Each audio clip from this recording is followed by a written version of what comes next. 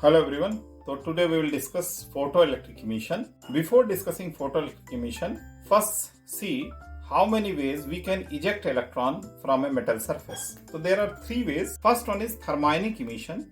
In thermionic emission, we heat up the plate, we give excess amount of heat energy to electron inside, and after gaining this thermal energy, they eject out of the metal surface with some kinetic energy. Second one is the field emission. In field emission, we apply a positive strong potential in front of the metal plate, and because of this strong potential, electron feels an electrical pull towards this plate and they ejected out the metal surface with some kinetic energy. And the third one is the photoelectric effect that we will discuss in detail today. In this, we will project some light photons over the metal surface, and after gaining this energy of light photons, electrons ejected out of the surface with some kinetic energy. So today we will discuss this portion in detail. To discuss in detail photoelectric emission, first we will write down the P equation, that is photoelectric equation. You can write down it as P equation. It tells that if over a metal surface some light photons with energy h mu are falling and the metal surface has work function W and ejected electron has kinetic energy Ke, then h mu is equal to W plus Ke max. This is nothing but law of conservation of energy. Means incident photon energy is utilized in two ways. First is as work function, second is as kinetic energy of ejected electron. Now I discuss what is W. W means the minimum amount of energy required to eject the first electron out of the surface. This is important here. First electron out of the surface. So minimum energy, minimum E for just ejecting first electron. This is the concept for work function of the metal.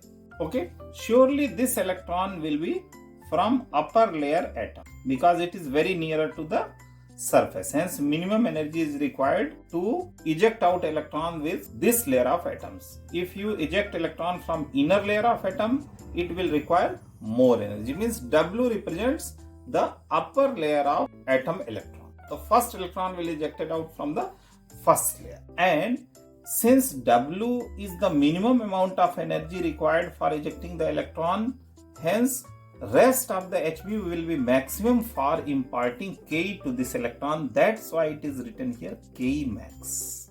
So W and Ke max, what it is written here, this is written for the nearest electron which will be ejected out. One thing should be noted, with same h mu, the inner electron will also be ejected out, but they doesn't have maximum Ke. They have some Ke, but they doesn't have any maximum Ke. And for their ejection, more than W amount of energy is required. So for them, the equation will be something different. Some W plus energy is required here and K is here. To sum up there, you will get h mu. But this is for the upper layer of electrons that are ejected out. Work function is property of metal surface, and how it is determined. We will put up the metal surface and we will start with low frequency incident radiation. Suppose at frequency mu1 no electron is ejected out. We will ignore this. Again we will increase frequency mu2. Mu2 is greater than mu1. And again we will check whether some electron are ejected out here or not. If not emitted, again we will ignore. And this process we will continue. The incident energy of mu th frequency, if causes first electron to eject out, so this is the energy equivalent of work function. Means the first frequency at which the first electron is obtained out of the metal surface, that will give the estimate of work function. Means W is equal to h mu th. H is Planck's constant. Means first threshold frequency at which at least one electron came out of the surface, that gives the estimation of work function of the metal. It is purely characteristic of the nature of the metal. For copper it will be some different, for silver it will be some different, like that. So the threshold frequency at which the photoelectric emission starts gives the estimate of work. Similarly, to measure the maximum Ke value, there is a method. Suppose here it is cathode, photoelectric effect is taking place here. So many electrons are here coming out and they are moving with different K. This is K1, this is K2, and surface electron which is ejected out has K max. What we'll do? We will just apply a negative potential here. This will retard the electrons to move further ahead. Slowly and slowly we just increase the negative potential. As we increase the negative potential, lesser and lesser number of electrons will reach to this terminal. At cutoff potential means the highest negative potential at which the last electron, which one will be the last electron? The maximum K electron will not reach here and it will give the estimate of maximum K. Means K max is equal to EV cutoff in electron volt. Correct?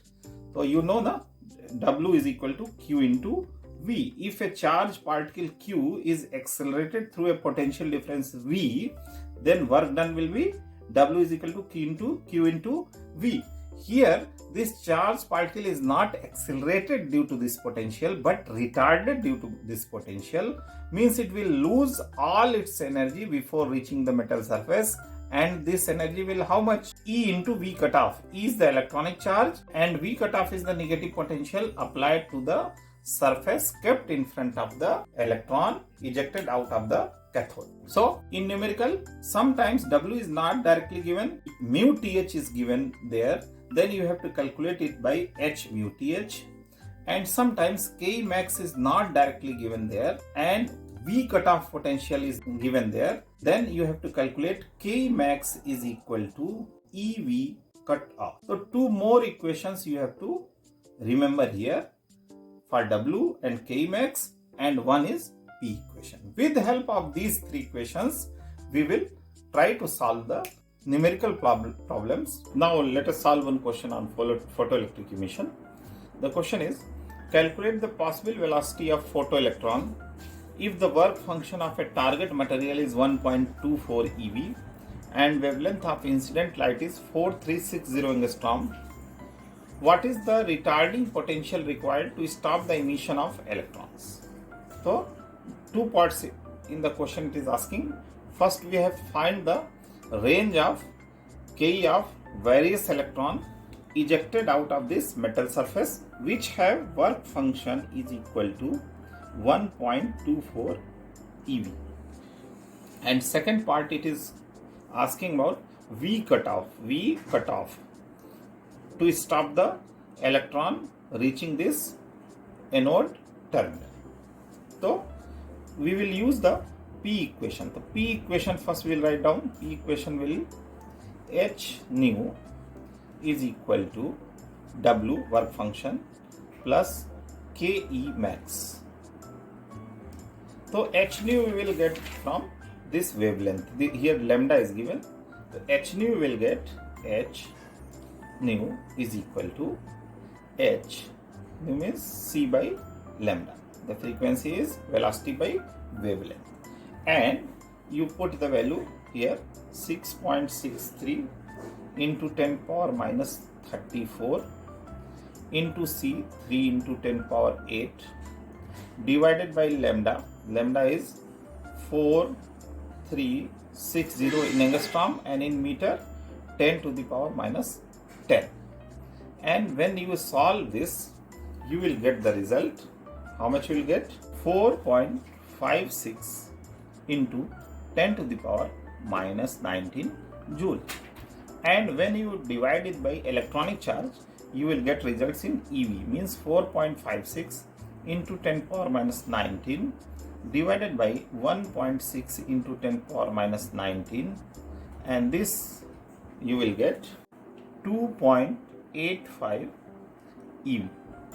Now put the value here in photoelectric equation. 2.85 is equal to work function means 1.24 eV. This much amount of energy required to eject the electron. 1.24 plus Ke max.